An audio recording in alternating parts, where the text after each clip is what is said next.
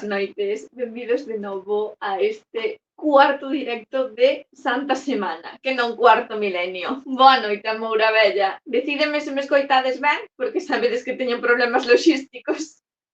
E comezamos. Hoxe imos a falar... Bueno, eu iba vos a contar o que soñei esta noite e a partir de aí tiramos. Teño tamén unha proposta que é a de ler a versión original de Brancaneves. Igual non vos apetece. Se non vos apetece, podedes... Escoitase ben, vale, perfecto. Se non vos apetece, podedes suxerir calquera outra cousa. Eu lembreime, porque como hai toda a polémica con Disney, pois é como unha noticia de actualidade, e ao releer a versión dos Irmáns Grimm, decateime de que había uns elementos que eu non lembraba, un sobre cor interesante. Entón, podemos comentar por derriba ou podemos facer unha lectura así divertida. O directo que máis se viu ata agora foi, de feito, o da lectura das siracusanas. O sea, que me parece que vos molou a dramatización. Bueno, eu, o que queiras, está ben o que dis. Vale, perfecto. Bueno, eu quería comezar comentando que esta noite tive un soño que rarísimo non foi, pero o que pasaba sí que foi extraño. O sea, a narrativa do soño non era rara nin extraña, pero as sensacións que tiven co soño sí que era raro e extraño. Entonces, como algunha vez temos falado de soños, de ser consciente se está soñando ou non, pois deixo aquí como se fora parte do meu diario, porque isto de facer directos diarios tamén e non ter moito tempo de preparar temas é o que ten, que unha acaba falando da súa vida. E, bueno, en fin, da vida de moitos individuos irrelevantes está tecida a historia, non vos parece? Así que resulta que eu soñei que bueno, eu teño un soño recorrente que é que o meu coche dá voltas de campá, vale? Entonces, tiven ese soño, vale, de que daba voltas de campá e ademais había un río. Eu normalmente as voltas de campá dounas en seco,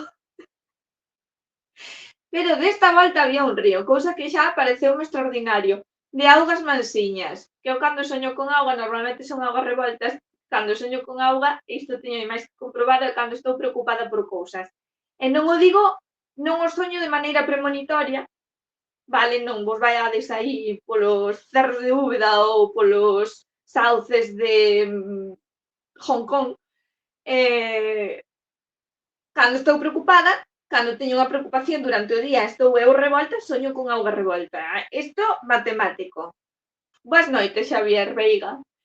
Ás veces é con mar e ás veces é con río. E se é con río, normalmente é sempre a mesma curva do río que hai preto da miña casa.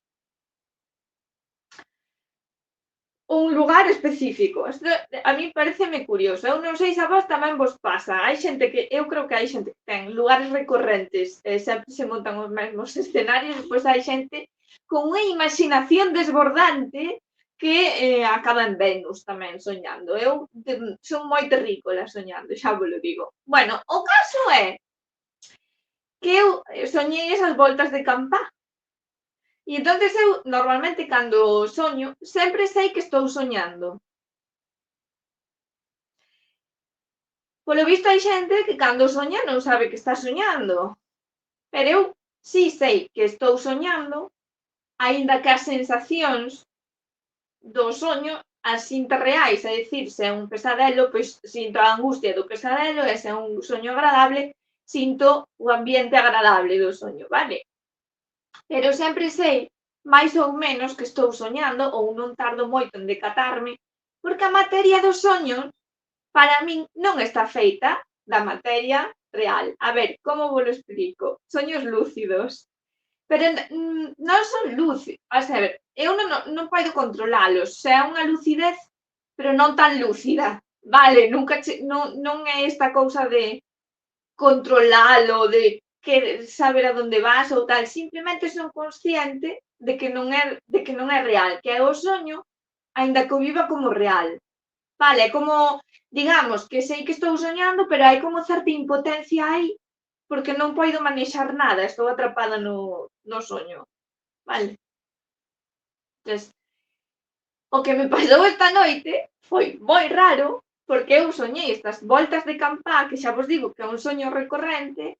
Entonces digo, como que espertei, é que nunca me pasara isto, espertei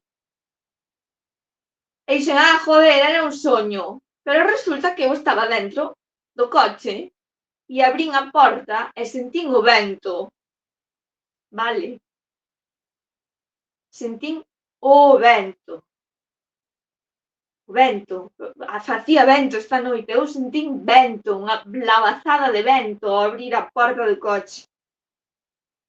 E aí dígome, espera un momento,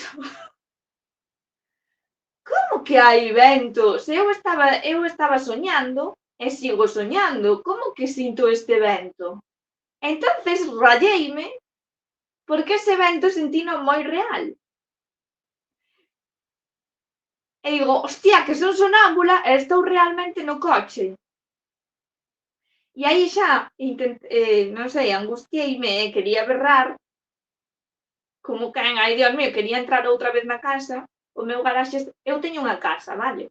E o garaxe está, pois, na parte de atrás do xardín. Entón, digamos que eu estaba soñando, estaba aí, no coche, e sentín o vento, e eu quería chegar á casa e non podía. Eu dicía, Dios mío, é que estou sonámbula, para onde iba eu dormindo no coche, sabes?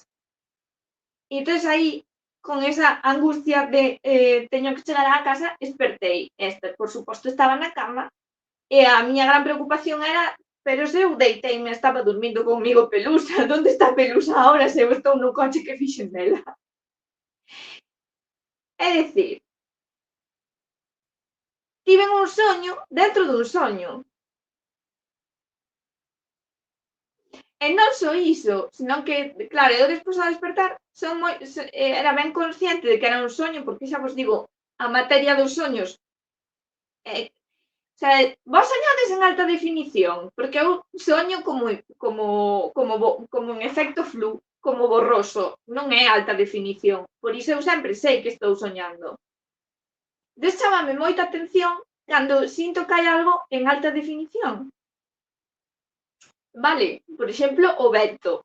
O vento non se ve, vale, síntese. E como vou estar eu dormindo na cama e sentir o vento na miña cama se non había correntes de aire? Quen me veu visitar pola noite? Que me vou asustar. E claro, isto chama moita atención porque hai uns meses tamén tiven un soño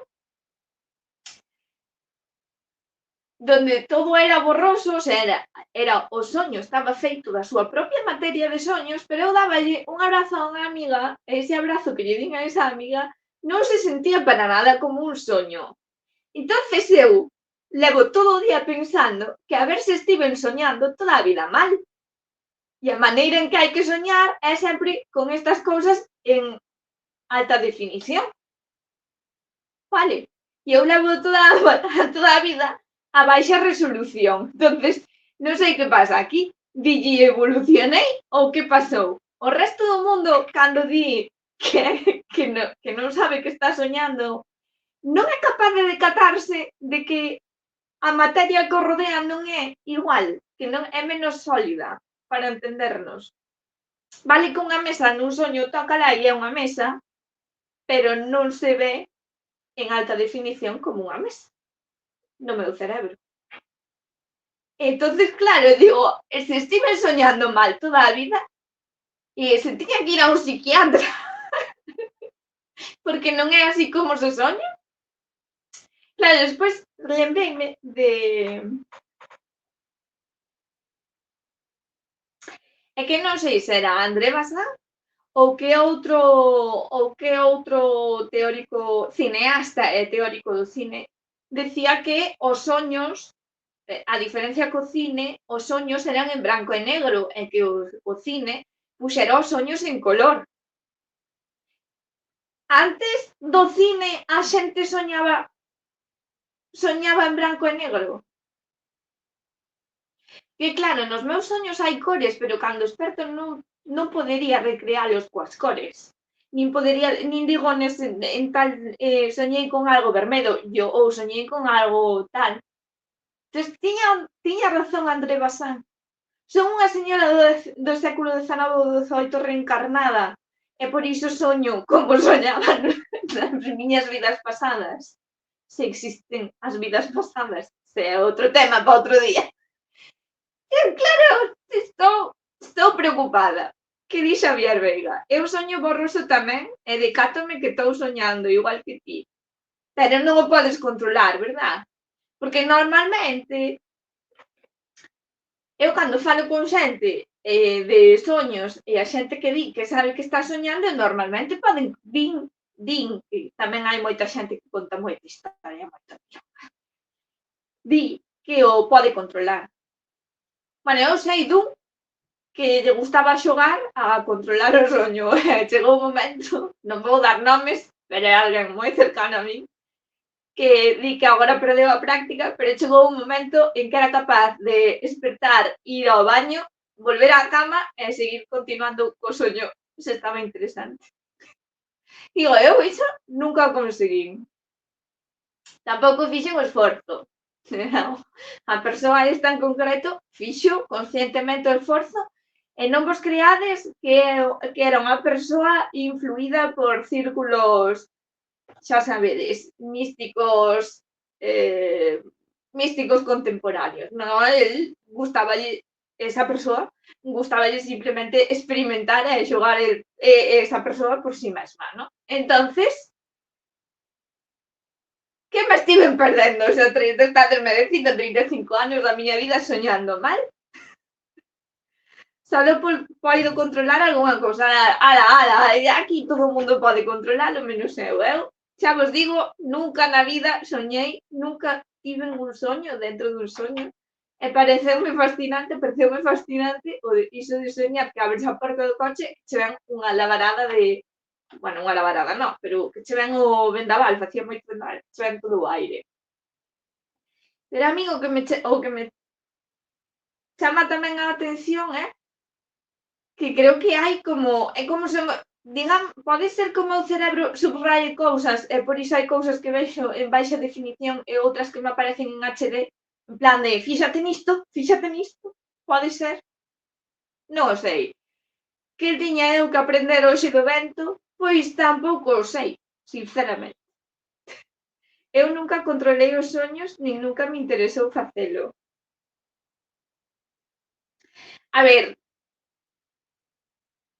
tampouco teño o máximo interese, o gran interese en controlalos, pero como todo o mundo que di que é consciente de que está soñando os pode controlar e eu non, pois claro, dígome, que son, que handicap teño? Por que o resto do mundo si e eu non? Pero bueno, que me dá moita pereza tamén, por min que flúan, como os ríos cos que soño. E despois, outra cousa rarísima que me pasou é que me atopei con un merlo suicida. Porque eu baixaba de Mondoñedo para Barreiros e por diante do coche voando a baixa altura, moi baixa altura, como a altura das rodas, pásame un merlo e digo, pero ti pa onde vas? Ti pa onde, que queres? Queres un merlo suicida? Que queres? Experimentar o que sufren os mosquitos cando estouran contra o cristal na autovía ou que che pasa a ti, merlo? Por que faz iso? Pois non o sei, cousas moi raras. Eu estou aí dándolle volta. Terías que falar con onironautas, eles explicaríanche mellor. Xa, o caso é dar con un bo. O caso é dar con un bo, porque creo que hai moita xente que se monta su película e iso un negocio aí. E non coñezo a ningún. Pero bueno, todo se andará. Sei que algún día resolverei esta dúbida, este misterio, porque de verdade é unha dúbida existencial que teño. Xa che digo algo por privado mañá. Vale, logo. E iso, sobre todo, é que me chama moito a atención que eu hai cousas que non que vexo en alta definición, por iso me parecen fora do normal.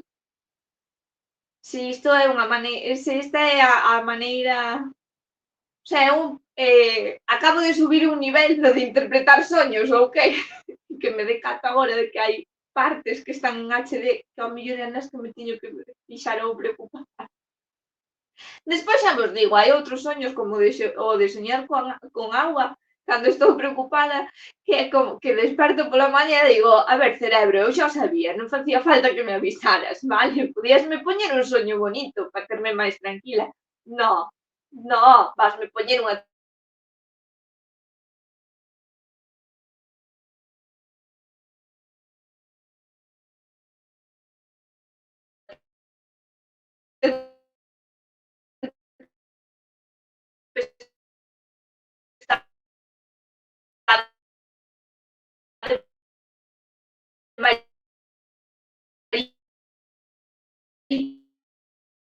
marítima.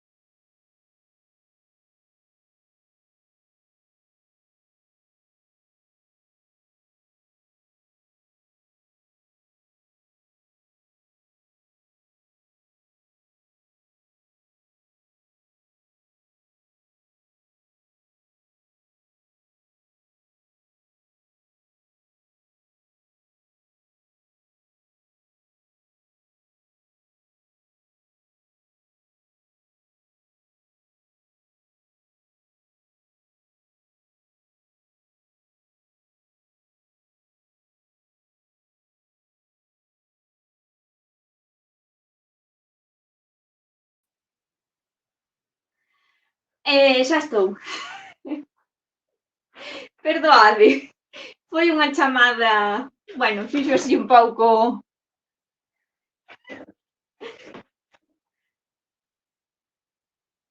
foi un pouco coitos interruptos. Vale. Ta, ta, ta. Por onde íamos? Polos soños, pero da igual, porque xa imos a cambiar de tema. Entonces imos a Brancaneves. Que vos parece? Ou a outros contos, que me podedes suxerir algún outro conto.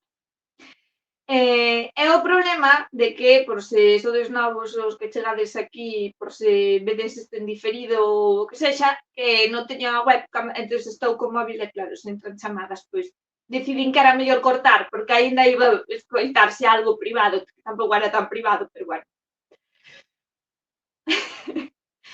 O caso é que sabedes que está hai unha gran polémica coa última versión que fixo Disney, o último live action de Disney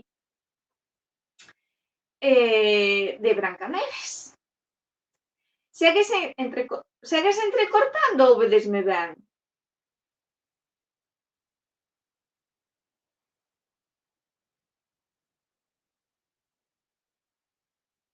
Vese ben, vale, perfecto.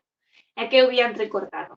Bueno, o caso é que, claro, a versión que coñecemos, tanto a que fixo Walt Disney, que foi precisamente a película coa que eclosionou, non?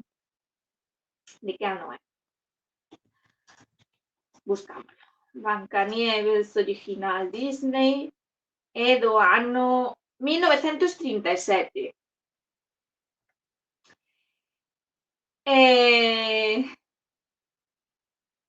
Walt Disney xa daquela modificou o relato dos Grimm. E os Grimm, á súa vez, xa daquela fixeran certas modificacións porque eles o que fixeron foi recoller distintas versións e despois amalgamalas nunha soa, máis ou menos.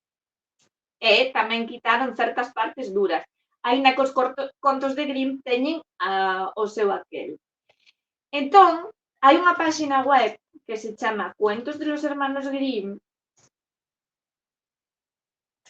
que ten as versións en danés, alemán, inglés, español, finlandés, francés, húngaro, italiano, xaponés, coreano, holandés, polaco, portugués, rumano, ruso, turco, vietnamita.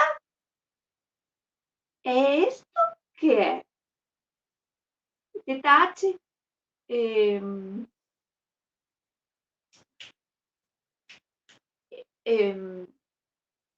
Non me sale o nombre, pero bueno.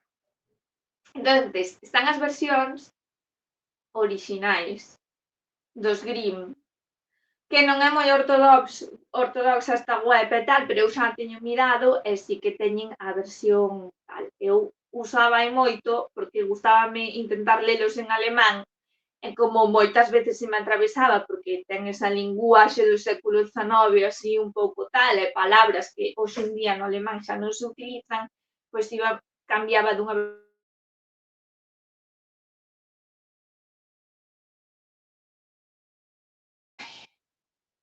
está por dar o saco hoxe o móvil, de verdad. Entón, se vos parece, podemos adentrarnos no mundo de Blancaneves. E, aparte diso, eu estive reflexionando estes días que me pregunto eu, que hai de malo, que ten de malo que un conto nacido no corazón da civilización occidental pase ás pantallas porque hai que obsesionarse coa representación de minorías e todo este rollo de Disney. Que sí, que adaptarse está ben, tal, pero a pregunta é por que ás veces nestes discursos de inclusión, representación, hai como certa tendencia a demonizar todo o que sexa nacido en cultura occidental e tal. É a parte da historia, existe, quero dicir, cal é o problema? Eu sería moi fan de que Disney fixese a adaptación de contos doutras culturas, pois, por exemplo, contos dos indios americanos, que poderían facer pelis, non Pocahontas, vale, porque Pocahontas, por exemplo, sí que é a historia dunha india que entra en contacto con un occidental, este rollo da India traductora que axuda coa civilización e tal, un pouco. Por que non meterse profundamente nos contos tradicionais dos indios americanos e facernos unha peli baseada totalmente niso? Non se lles ocorreu? E iso sí que sería inclusión e iso sí que sería representación. ao final, cando ti estás adaptando os contos xerados nunha cultura específica, pero queres meter elementos estéticos, que ao final son elementos estéticos que nada influen na historia, nada máis ou menos, pois, bueno, en fin, déixame de rollos porque disto xa falamos unha vez, pero claro, como cada pouco Disney nos saca unha peli destrozándonos un conto infantil, pois hai que volver falar do tema. Entón, imos a Blancaneves. A tristeza que non está en galego, vou vos compartir a páxina. Compartir pantalla, Blancanieves, vale. Había unha vez, en pleno inverno, unha raíña que se adicaba á costura sentada preto dunha ventá cun marco de ébano negro. Os copos de neve caían do ceo como plumóns. Mirando nevar, pinchouse un dedo cunha agulla e 3 gotas de sangre caeron na neve. Como o efecto que facía o rojo sobre a branca neve era tan bonito, a raíña dixo: o gallá tivera unha filla tan branca como a neve, tan vermella como o sangue e tan negra como a madeira de ébano. E pouco despois tivo unha neniña que era tan branca como a neve, tan encarnada como o sangue e cuyos cabelos eran tan negros como o ébano. Non sei se o vedes ou apreciades, pero aquí temos o que Michel Pastoureau diría que é, tamén os medievalistas, pero sobre todo este historiador que está adicado a historiar a cor, é a tríada medieval, as cores do medievo, branco, vermello e negro. E ademais, aquí temos outro elemento que tamén poderíamos percibir como que pode vir dun fío conductor nas historias medievais. Habería que rastrealo, habería que indagar máis, habería que tirar dese fío. Pero hai unha novela medieval super exitosa no seu tempo, que chega incluso aos nosos días, que ten unha escena na que un cabaleiro, Perceval concretamente, se queda pasmado mirando unhas gotas de sangue que lle recordan as meixelas da súa amada. Unhas gotas de sangue na neve. E quedase tan pasmado mirando iso que varios cabaleiros do rei consecutivamente van onda el intentar quitalo da súa pasmadura. E dalles de hostias, en plan, deixademe que estou contemplando esta cousa tan fermosa. Lectura e interpretación da pasaxe de Perceval, nin idea. Vale, eu non vos lo podo explicar, non, seguramente hai alguén xa que fixo algunha teorización ao respecto ou algún traballo sobre iso. Eu non, pero sí que este elemento das gotas de sangue na neve vémolo outra vez en Blancaneves. Polo tanto, pode ser un elemento, un deses elementos co que se compón co que se compoñen os contos na tradición oral, sabedes que se van collendo elementos de aquí e de aquí e de aquí, e con iso faise outro conto. Versión rápida e mal explicada, pero si hai moitos elementos reiterativos que axudan, por suposto, a persoa que está a contar seguir unha narración cando non se lle ven unha idea, por exemplo, non? É unha maneira de compoñer rápido, de saír do paso tamén. Polo tanto, temos aquí a tríada medieval de cor, branco, vermello e negro, e temos esta escena da contemplación das gotas de sangue na neve, que polo de guións, si isto se consideraba algo fermoso na Idade Media, tamén hai que olliño aí cos señores e señoras medievais. Vale. Por todo isto, vamos a ir co conto, por todo isto foi chamada Blancaneves. Ao nacer a nena, a raíña morreu. Un ano máis tarde, o rei colleu outra muller, Era unha muller bonita, pero orgullosa e arrogante, e non podía soportar que ninguén a superara en beleza. Tiña un espello maravilloso e cando se poñía fronte a el, mirándose, preguntáballe: espelliño, espelliño, espelliño da miña habitación, quen é a máis fermosa desta rexión? Entonces o espello respondía: a raíña é a máis fermosa desta rexión. Ela quedaba satisfeita, pois sabía que o seu espello sempre dicía a verdade. Pero Brancaneves crecía e envelecía cada vez máis. Cando alcanzou os 7 anos, era tan fermosa como clara a luz do día e máis linda que a raíña. Ocorreu que un día, cando lle preguntou ao espello: espelliño, espelliño da miña habitación, quen é a máis fermosa desta rexión? O espello respondeu: a raíña é a máis fermosa deste lugar, pero a linda Brancaneves é o moito máis. Entonces a raíña tivo medo e púxose amarilla e verde de envexa. A partir dese momento, cando vía a Brancaneves, o corazón dáballe unha volta no peito. Tal era o odio que sentía pola nena. E a súa envexa e o seu orgullo crecían cada día máis, como unha mala herba, de tal modo que non encontraba repouso nin de día nin de noite. Ollo aquí, porque as cores da maldade e da carraxe da envexa son o amarelo e o verde. Do verde non podo dicir moito, pero o amarelo é unha cor tamén super negativa na Idade Media e tamén, bueno, Renacemento, sí, Idade Media e un pouco Renacemento tamén. Así que vemos outra vez este uso da cor que nos remite a certos séculos.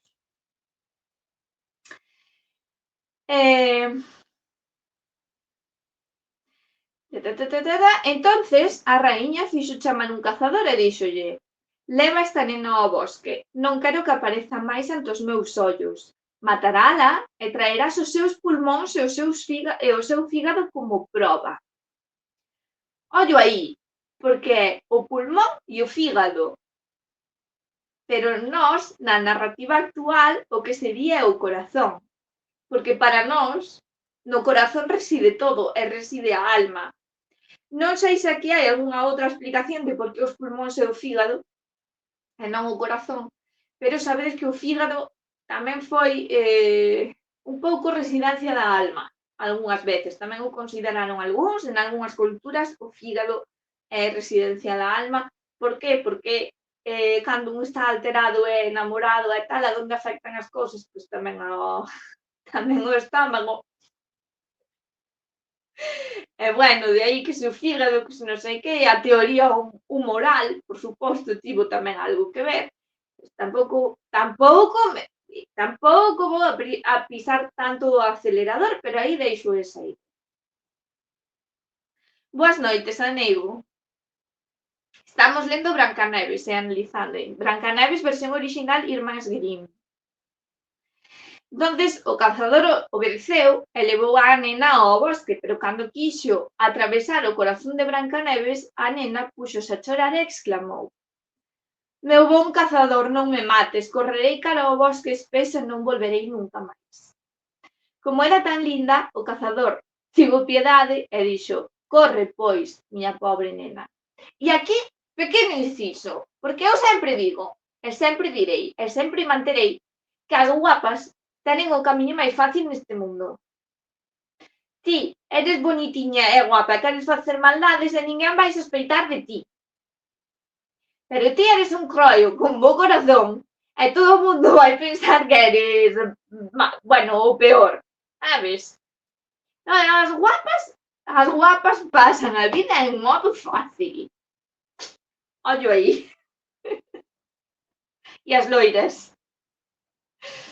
Bueno, pensaba, sin embargo, que as fieras pronto a devorarían. Non obstante, non ter que matala foi para el como se lle quitaran un peso do corazón.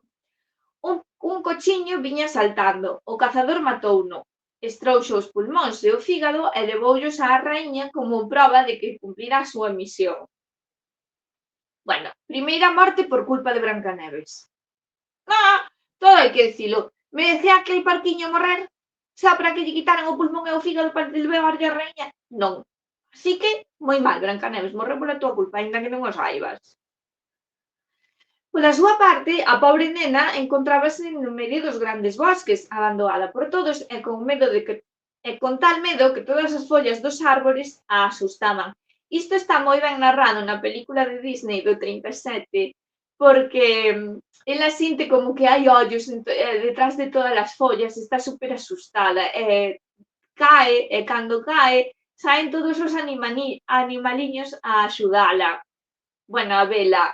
Ela di, ai, bueno, non vou facer spoiler, non? Pero como que ela vai correndo toda angustiada polo medio do monte e imagínase que hai feras e de repente, pois, cando leva certo golpe e todos os animaliños se lle acercan, decátase de que non ten nada que temer, non? Correu ata a caída da tarde, entonces viu unha casiña na que entrou para descansar. Na cabañiña todo era pequeno, tan lindo e limpio como se pode imaxinar. Había unha mesiña pequena, con un mantel blanco, sobre el platitos, cada un coa súa pequena cuchara, máis 7 coitelos, 7 tenedores e 7 vasos, todos pequenos. Ao largo da parede estaban dispostas, unha xunto a outra, 7 camiñas cubertas con sabas blancas como a neve. Como tiña moita fame e moita sede, Brancaneves comeu trozos de legumbres e de pan de cada platiño, e bebeu unha gotiña de viño de cada vasiño. Logo sentiuse moi cansada e quixo deitarse nunha das camas. Isto é tamén unha pequena reiteración, tamén moi típico da tradición oral, é como a de Tricitos de Oro, non? Que vai comendo de cada plato. Pois este elemento é idéntico. Logo sentiuse moi cansada e quixo deitarse nunha das camas, pero ningunha era da súa medida. Era moi larga, outra moi corta, e finalmente a séptima deulle ben, porque ao séptimo día descansou, pois na séptima cama tamén botou unha sesta. E se encomendou a Dios e se durmió, porque, por suposto, para dormir tens que encomendar a Deus. Vos podedes falar no chat, podedes facer comentarios e podedes facer anotacións, porque eu agora non estou como para profundizar moitísimo en todos os elementos, un pouco sí, pero tampouco, entón vos participade. Entón, bueno, chegan os ananiños e o primeiro día, aquí ven a típica reiteración tamén de tradición oral que xa viña un pouco adelantada. Quen se sentou na miña silla? E o segundo dixo, quen comeu do meu platiño? E o terceiro dixo, quen comeu do meu pan? E o cuarto dixo, pero quen comeu dos meus legumes? E o quinto dixo, quen pinchou co meu tenedor? E o sexto dixo, quen cortou co meu coitelo? E o séptimo, quen bebeu do meu vaso? Logo, o primeiro pasou a súa vista arredor e veu unha pequena enruga na súa cama. Quen andou no meu leito? Todos sacudiron e exclamaron, alguén deitouse no meu tamén. E mirando no seu, o séptimo descubriu a Brancaneves, deitada e dormida. Chamou aos outros, que se precipitaron con exclamacións de asombro. Entonces foron a buscar os seus 7 faroliños para alumbrar a Brancaneves. 7, 7, 7, 7, 7, 7, 7, 7, 7, 7, 7, 7, 7, 7. Como te chamas? Chámome Brancaneves. Como chegaches á nosa casa? Entonces ela contoulles que a súa madrastra quixera matala, pero o cazador tivo piedade dela e permitiulle correr durante todo o día ata encontrar a casiña. E os enanos dixeron, se queres facer a tarea da casa, cociñar, facer as camas, lavar, coser e tecer, e se tes todo en orden e ben limpio, podes quedarte con nós, non che faltará nada. E Brancaneves respondeu, sí, acepto de todo o corazón, e quedouse con eles. Claro, esta parte igual vos son un pouco machista, non? En plan de, pois mira, lavas, cociñas, teces, nos que, nos cuantos, pero bueno, se ti eres un anano mineiro que se levanta todos os días para ir picar mineral, que non se sabe que mineral vas picar, nin que coño tal, pero vale, vas. E tes a unha señora gorrona na túa casa. Pois que mínimo de que a señora pois lle limpie os platitos e lles faga todo. Na peli de Disney esta era un pouco máis dulce porque creo que ela pensaba que eran como nenos pequenos e como estaba todo sucio ela poñíase a limpiar porque decía pobriños que viven sin mamá e despois chegan e son ananiños e bueno, dá igual porque está agradecida e limpia. Creo que era así e non me fagades moito caso, pero en todo caso tamén hai que comprender un pouco o contexto da situación, porque a ninguén lle gustaría ter un gorrón na súa casa tirado no sofá, en plan de estou aquí escondida da reina e non pego palo al agua. Home, é normal que os ananiños lle dixeran participa un pouco, non? Participa un pouco. Non veñas picar con nosa a mina, pero bueno, sabes?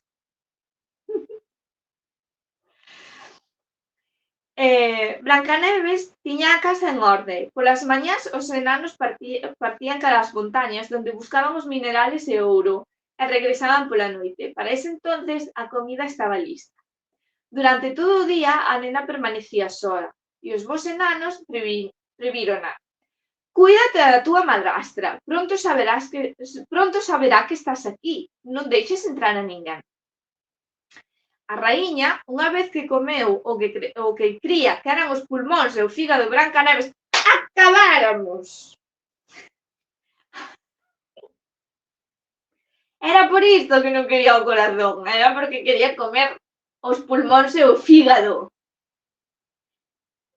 Que tamén terá a súa explicación, obviamente, vinculada. Esquecer esta parte, iso que relín o outro día. Bueno, a señora era caníbal, pero claro, isto nunha peli para nenos non o poñerán, non? Non sei se o puxeron. Molaría. Molaría. Bueno, pois puxoste diante do espello e preguntou outra vez: espelliño, espelliño da miña habitación, quen é a máis fermosa desta rexión? Entonces o espello respondeu. Entonces o espello respondeu: ti claro, aquí falta un cacho, pero entonces o espello respondeu: ti eres a máis fermosa desta rexión, pero pasando os bosques na casa dos ananos, a linda Blancanieves é o moito máis. A raíña é a máis fermosa deste lugar. Está puesto. A raíña quedou aterrorizada, pois sabía que o espello non mentía nunca. Deuse conta de que o cazador enganara e de que Blancaneves vivía. Reflexionou, buscou unha nova maneira de desfacerse dela e cando finalmente urdiu un plan, pintouse a cara, vestiuse como unha vella buhonera e quedou totalmente irreconocible. Así disfrazada, atravesou as 7 montañas e chegou á casa dos 7 ananos e golpeou a porta e berrou: vendo boa mercadoría, boa, bonita, barata, bragas de puntilla. Bon día, boa muller, que vende vostede? Pregunta a inocente Brancaneves. Entonces ela responde: unha excelente mercadoría, cintas de todas as cores e bragas 3 por 1.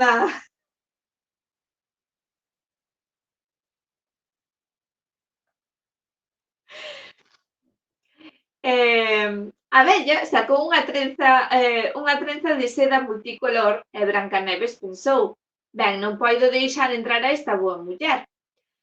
Pasou o cerrollo para dixo, ben, poido deixar entrar a esta boa muller, porque é unha velliña inocente que me vende, que para sobrevivir vende cintas, pobriña. Aquí nesta parte eu identifícome coa vella que vende cintas, por motivos obvios. Correu o cerrollo para deixarlle pasar e comproulle unha cinta. Pero Brancaneves pon mala cinta, entonces a vella dille: nena, que mal puxaches esa cinta? Acércate que che arreglo como se debe. E Brancaneves, que non desconfiaba, colocouse diante dela para que lle arreglara o lazo, pero rapidamente a vella oprimiulle o pescozo tan forte que Brancaneves perdeu o alento e caeu como morta. Do que podemos deducir que era a época na que estaba de moda levar chokers. Que isto non o inventou Britney Spears. a historia do choker, historia da moda, verídica e buena. Levábano tamén na Idade Media, e sobre todo tamén no Barroco. Os máis conocidos pois son na época rococó e post-revolución francesa. Historia do choker, poderíamos falar un día diso. Bueno, total, que a vella esgana, Brancaneves perde o alento e cae. E aí se queda. E ben, deixaches de ser a máis fermosa. E vais. Pouco despois á noite chegan os 7 ananos e asústanse moito a ver a Brancaneves no chan e inmóvil. Levantárona e descubriron o lazo que a oprimía.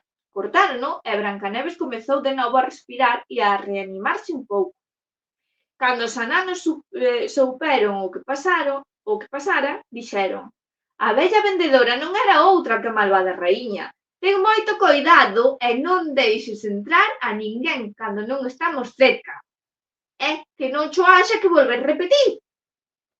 Cando a raíña volveu á súa casa, puxose frente ao espello e preguntou: espelliño, espelliño da miña habitación, quen é a máis fermosa desta rexión? Entonces, como a vez anterior, o espello responde: a raíña é a máis fermosa deste lugar, pero pasando os bosques na casa dos ananos, a linda Brancaneves é o moito máis. Cando escoitou estas palabras, toda a sangre fluíu ao seu corazón. O terror invadiuna, pois era claro que Brancaneves recobrara a vida. Foi posuída polo humor sanguíneo. Coa axuda de sortilegios nos que era experta, fabricou un peine envelenado. Logo disfrazouse tomando un aspecto de outra vella e así vestida atravesou as 7 montañas e chegou á casa dos 7 ananos. Golpeou a porta e berrou: vendo boa mercadoría, vendo, vendo. Iba a facer o chiste das bragas, pero no, bragas de puntillas. Vendo boa mercadoría, vendo, vendo. E Brancaneves día: no, siga o seu camiño que non lle podo deixar entrar a naide. Muller, polo menos podes mirar un pouco, dice a vella. E saca o peine envelenado e levantándoo no aire dallo. E tanto lle gusta a nena que deixase seducir e abre a porta, porque que Brancaneves sabemos que é tonta. Poquito tontita así que é. Bueno, é unha cría inocente tamén. E agora voute peinar como un corresponde. E a pobre Brancaneves, que nunca pensaba mal, deixou a facer a vella, pero apenas se lle puxera o peine nos cabelos, o veleno fixo efecto e a pequena caeu sen coñecemento. Prodixio de beleza, dixo a mala muller. Ahora sí que acabei contigo. Por suerte, a noite chegou pronto e traendo os ananos con ela. Cando viron a Brancaneves no chan, como morta, sospeitaron enseguida da madrastra. Examinaron a nena e encontraron o peine envelenado. Apenas o retiraron, Brancaneves volveu en sí e contoulles o que sucedera. Entonces advirtíronlle unha vez máis que debía cuidarse non abrir a porta a ninguén. Aquí un pequeno inciso, porque este texto di peine. Agora mesmo non sei o que di o texto en alemán, pero podemos supoñer que non é peine, senón que é unha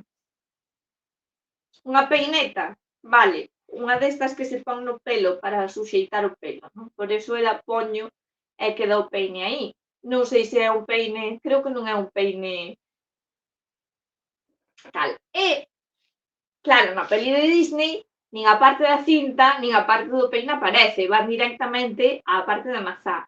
Pero si que hai outra serie que a min gustábame moito de pequena, eu sei que hai xente que me está a ver que vai decir, ai non, que horror de serie.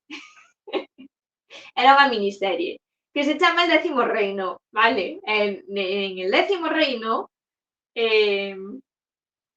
Brancaneves dalle á protagonista unha peineta. Na Brancaneves dalle unha peineta. ou Brancaneves dille que a peineta... Bueno, hai un rollo coa peineta e que Brancaneves como figura contemporánea que aparece como no imaginario contemporáneo, Brancaneves é como unha señora sabia que aparece a aconsellar os protagonistas.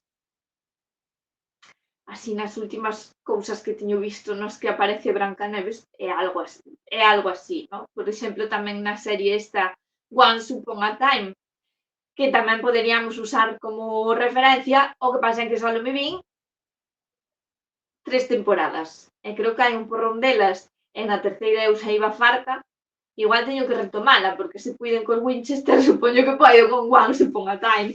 Pero, bueno, volvendo ao 10º reino, a malvada madrastra leva un peine envenenado e é así como a protagonista acaba con ela. Que me imagino que os guionistas do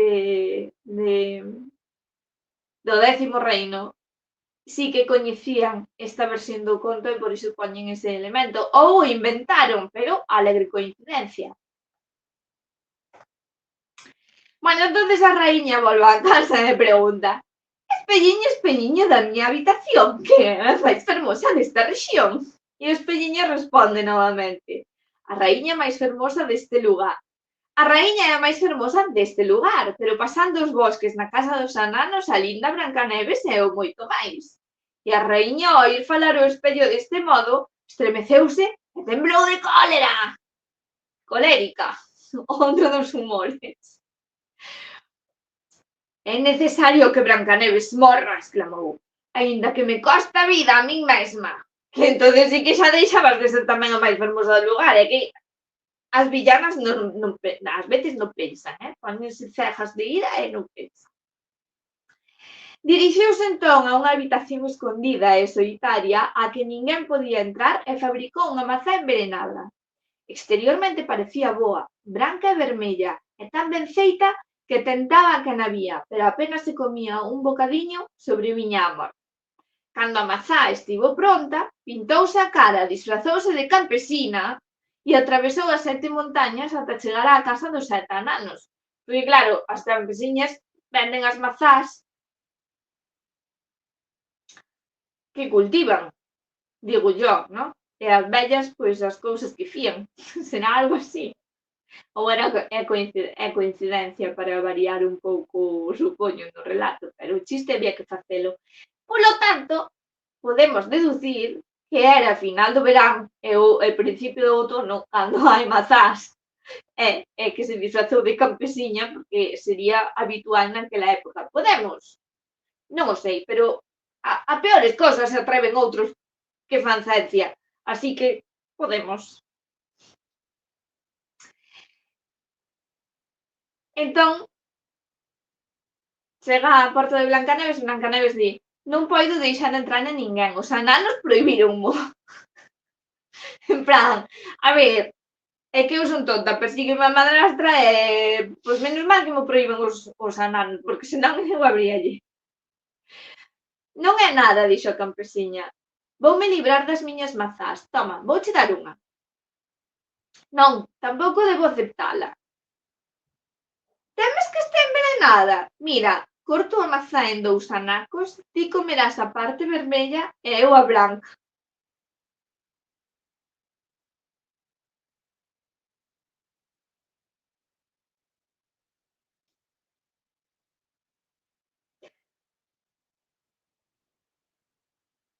En plan, ti comes só a pel e eu como só a carne. Non, en serio. E Brancaneves ainda despois diso come a mazá. É que é tonta, chica. É que és tonta. Es tonta. Dios mío, como me faz sufrir, Brancaneves? É que eres tonta de remate, Dios. Por certo, de novo, esta contraposición vermello-branco, que non sei se é adrede ou non sei se é buscado simbólicamente ou é cousa de que sexa a mazá. Porque as mazás son vermellas e brancas. Igual non hai máis que buscarlle. Porque faltaríanos aquí o negro, ¿no? Por ter a tríada de novo, pero vermello, branco.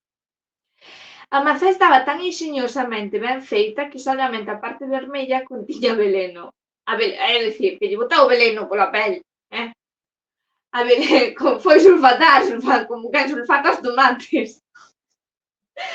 A beleza da mazá tentaba a Brancaneves e cando viu a campesiña comer non puido resistirse máis. Estirou a man e tomou a metade envenenada. Apenas tivo un cacho na boca, caeu morta. Entonces a vella examinouna cunha mirada horrible, reu moi forte e dixo: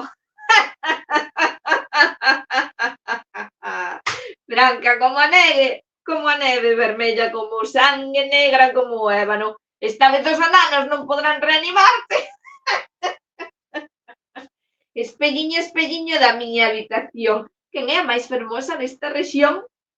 E o espello finalmente respondeu: a raíña é a máis fermosa desta rexión. E aquí acabouse a peli. E a raíña gañou. No, mentira.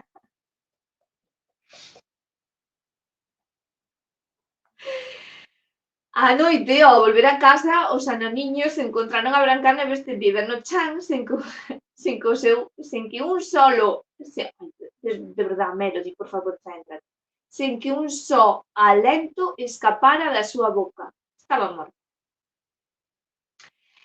Levantárona, buscaron algunha cousa envenenada, afluxaron os seus lazos, peináronlle os pelos, lavárona con auga e con viño. Todo isto non serviu de nada porque a querida nena estaba morta e seguiu estando. Interesante isto da auga e o viño. Así que puxérona nunha pariola, sentáronse xunto a ela e durante 3 días choraron. Logo quixeron enterrala, pero ela estaba tan fresca como unha persoa viva e mantiña aún as súas meixelas sonrosadas. Era santa, que non se corrompía, estaba incorrupta. Non podemos poñela baixo a negra terra, dixeron, e fixeron un féretro de vidrio para que a puideran ver dende todos os ángulos, e puxeron dentro e inscribiron o seu nome en letras de ouro proclamando que era filla dun rei. Logo, expuxeron o féretro na montaña. Un deles permanecería sempre ao seu lado para coidala. Os animais tamén viñeron chorala. Primeiro un moucho, logo un corvo e máis tarde unha palomiña. Moucho, corvo e pomba. Que tamén é interesante a escolla. Sobre todo a de corvo e pomba, moucho tamén. Bueno.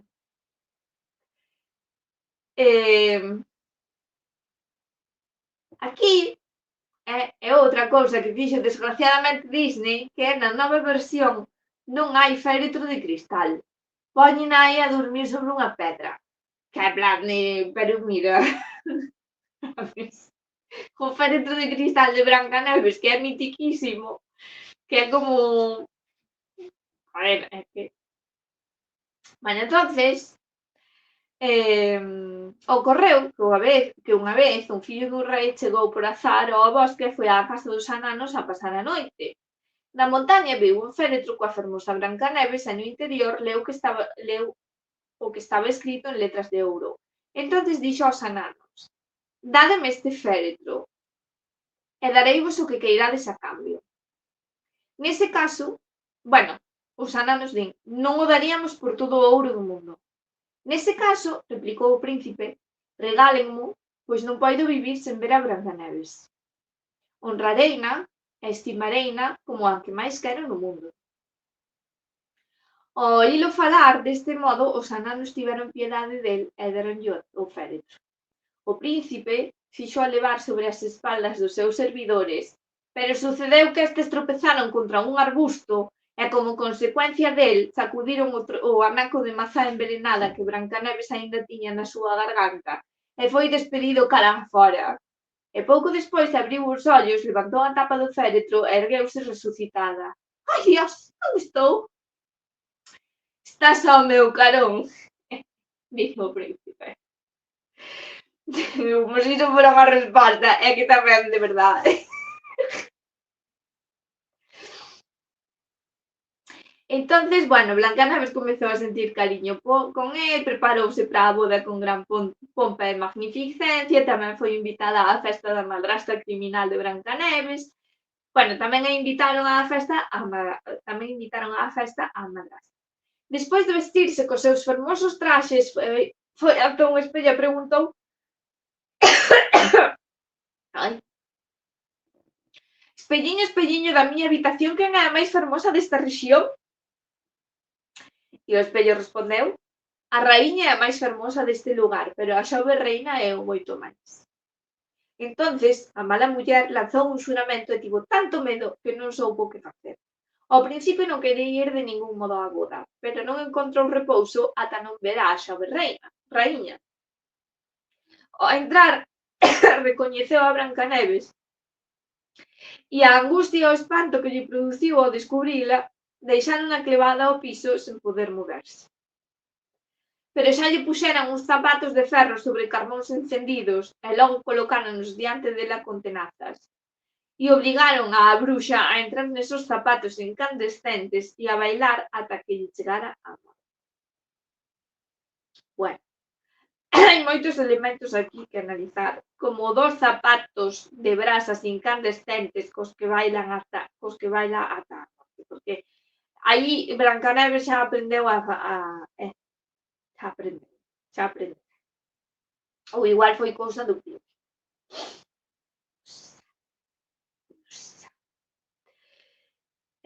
Pero eu iba dicir algo máis de Brancaneves, esperade, teño que recapitular.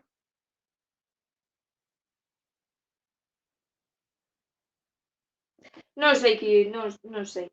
Non sei que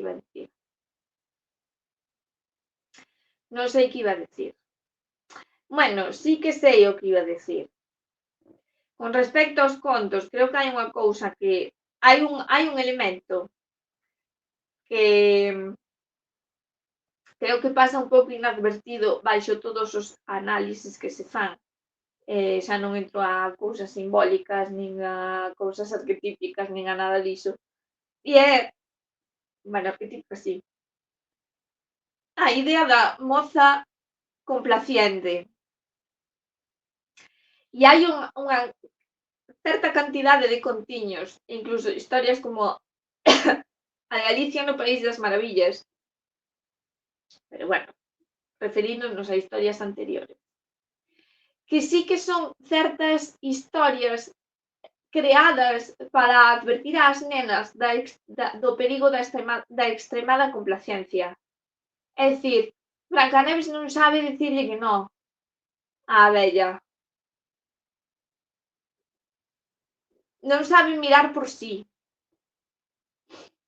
Dalle pena á vella, ou bueno, di non pasa nada por esta cinta, embelésase coa cinta, dalle tenrura á vella, e ao final acaba medio asfixiada. Da mesma maneira, non desconfía da campesiña, e bueno, non pasa nada, é golosa, e déixase tentar pola mazá. Déixase tentar polas cousas mundanas, dadesvos conta. As telas, a cinta, o peiteado e a comida gustosa. Entonces, esta idea de que hai contos nos que de verdade están advertindo ás rapazas novas de que non hai que ser, bueno, neste caso, non deixarse levar polas cousas mundanas, non deixarse, este é o perigo dos luxos banais, por exemplo. Poderíamos lelo así, hai moitas outras lecturas que se poden facer. Pero tamén esta idea de non ser extremadamente complaciente, porque deixas de mirar por ti. E isto, por exemplo, Alicia no País das Maravillas, que non é é outro tipo de historia, pero encaixa tamén niso, dío especificamente, este libro está escrito especificamente para que Alicia aprenda a non ser tan complaciente con todo o mundo e buscan quen ela é. Entón, creo que hai, sen explorar, esta temática nos contos populares. Brancaneves está aí tamén. Cincenta, que tampouco sabe decir que non, que, bueno, xa sabemos que o contexto familiar de Cincenta é un pouco diferente e que ela cae en desgracia, non ten que facer nin a onde ir e queda de servinta na casa, como tantas outras persoas lles pasaría, porque tamén tampouco é que os contos, estes contos sexan historias de vida orixinais. Probablemente había gran cantidade de persoas que podían sentirse reflexadas nestas desgracias destas protagonistas. Realmente un matrimonio en segundas nupcias, este rollo coas madrastras e cos padrastros, realmente era así nalgúns casos, outros non, pero podémolo ver a través de certas leis tamén, por exemplo, non? Os dereitos que adquiría a nova esposa e os fillos da nova esposa con respecto á anterior e todo iso. Entonces, ou por exemplo, os nenos expósitos. Jolín, hai unha gran cantidade de contos sobre nenos que son abandonados e que un día descubren que son, príncipes, bueno, pues Paris, ¿no? Que é criado por campesiños que precisamente é abandonado porque por el cae a Troia, non? Entón, deciden desfacerse do crío, pero non teñen valor de matalo e abandonano e atopan uns campesinos, uns labregos, mellor dito. E críano, non? Entonces, a chegar á edade adulta ten a revelación de que en realidad é fillo do rei de Troya, non? De Cuba. De Príamo e de Cuba, que non me salía Príamo. Así unha gran cantidade de contos, non? De nenos expósitos. Pois claro, é que na antigüidade o de ser un neno expósito era algo moito máis habitual. En certa maneira sempre imagino que terían ese soño de descubrirse ser fillos de alguén importante, non? E a través do conto ven un pouco esa o reflexarte no protagonista venche un pouco esa vinganza persoal de, ves, pues agora son un príncipe, ai, como me gustaría que pasara iso. Algo así. A historia dos nenos abandonados é unha historia non só ficticia, sino que real. Había moitísimos. Por que? Bueno, pues porque o neno non forma parte da familia, por exemplo, na sociedade romana, o pater familias ten que aceptalo, non? Ten que levantalo en brazos para que o acepte, para que se vexa aceptado como fillo. Senón, non é recibido como fillo dentro da familia. E pode quedar expósito, é dicir, que o poden levar a un sitio de deixalo abandonado e que o colle outro que pase por aí, ou pois, ser como escravo, criado, cliente ou dependente da familia, pero non recoñecido como fillo. É unha cousa, é o rollo este que había con que sae na peli de Cleopatra e César, non? Que Cleopatra intenta que César levante o fillo na peli de Cleopatra. Para que así ante os romanos quede o fillo recoñecido como tal, Cesarión. Entonces, claro, é que os contos teñen o seu intríngulis. Non é todo fantasía, pero é moi difícil de rastrear de que época son. Podemos intuir un pouco por certos elementos, pero entonces, pois non sei. Ata aquí, non? Espero que vos gustara a miña lectura de Brancaneves con esta merda de análise. Perdón, xa me estou autodespreciando outra vez. Pero esta vez só o fixen unha vez durante o directo. Vou mellorando, poquito a poquito. Así que nada, levamos 1h10 aquí. Gracias por aturarme, gracias por estar. Sabedes que podedes participar, mandarme temas dos que falar. Hoxe mandaron fixeron unha proposta dun tema. Pero claro, este tema, mira, de moitas cousas vai de controlar, mira.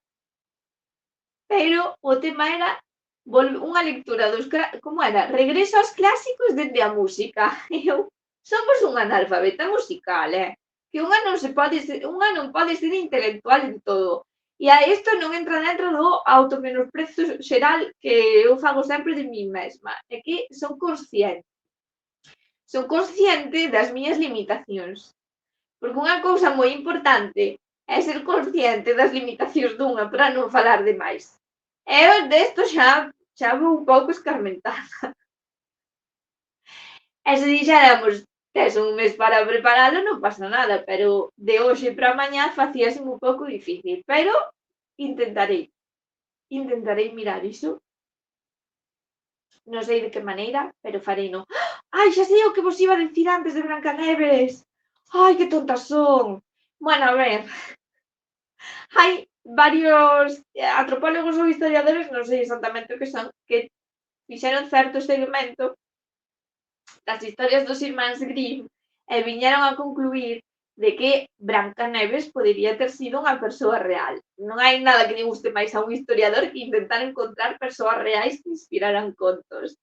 Entonces, danse dous nomes que, por suposto, xa non lembro porque vacieinos do meu cerebro, de vez en cuando fago borrado da copia de seguridade, sabes? Digo, isto xa non uso, fuera. Entonces, o que si sei é que hai un espello da madrastra de Brancaneves exposto nun castelo. Entón, vamos buscar e vamos ver o espello de Brancaneves. Xa o miramos algunha vez, porque agora, como sei que me repito moito, e de contos falamos, igual xa vos amosei algunha vez o espello de Brancaneves. Da madrastra. Schneewittchen, vamos buscar. Schneewittchen. Schneewittchen. Spiegel. Che este. Porque polo visto hai unha zona de Alemania, Lohengrin, que era coñecida polas súas fábricas de espellos. E unhos espellos que, ademais, para a época na que se fabricaban, século XVII, puñamos 17, 18, eran moi nítidos, vale, conseguir os espellos que nós temos hoxe, que son moi nítidos, non era tan fácil de conseguir na antigüidade. Na antigüidade, digo antigüidade como se fora hai 1000 anos. Bueno, 1000 tamén. Bueno, xa me entendo. O espello é este. Oi! Espera. Coido que xa non o usaches ou falaches dese espello. Si, a min agora xa me está a parecer que falei dese espello. Pero bueno, vou non compartir igual, por si acaso. Compartir pantalla. Este. Pode ser, pode ser que o amosei non luz de tea e todo. Ves, é que me repito como os allos xa. Dios mío. Xa quero eu tamén sair deste bucle temporal. Deste bucle temático. Que é ben bonito. E resulta que os espellos desta zona levaban unha inscripción, por iso se decía que eran como espellos parlantes, non? Entón, bueno, pois hai xente que di que este podía ser o espello parlante da madrastra. Non o creo porque en materia de espellos tamén hai moitísimas historias, sobre todo espellos e fontes. Porque claro, quen non ten acceso a un espello, onde se vai a mirar o reflexo? Pois na auga, non? Entón, os reflexos da auga e os reflexos dos espellos e os espellos como algo acuático. Hai cousas que están a repetir. Sí, bueno, pero podíamos ter buscado calquer outro elemento así de conto, non? Que se diga que isto é de fulanito ou de meganito. Bueno, pois ata aquí o directo de hoxe. Mañá vémonos, xoves as bravas, por suposto, xoves santos e bravas. A ver, mañá igual teño un pouco máis de tempo, entón igual si que preparo algo así máis tal. A ver que me inspiro. Vos, iso, mandade temas. Eu teño aí un que xa me fixo sudar cando o lin. Dixen, pero tú pensas que son eu aquí. No, pero moi ben. Moitas gracias pola participación. En serio, vémonos mañá, vale? Poñemos a musiquiña de saída. Pois non sei, vou deixar este directo subíndose a YouTube e tamén podedes ver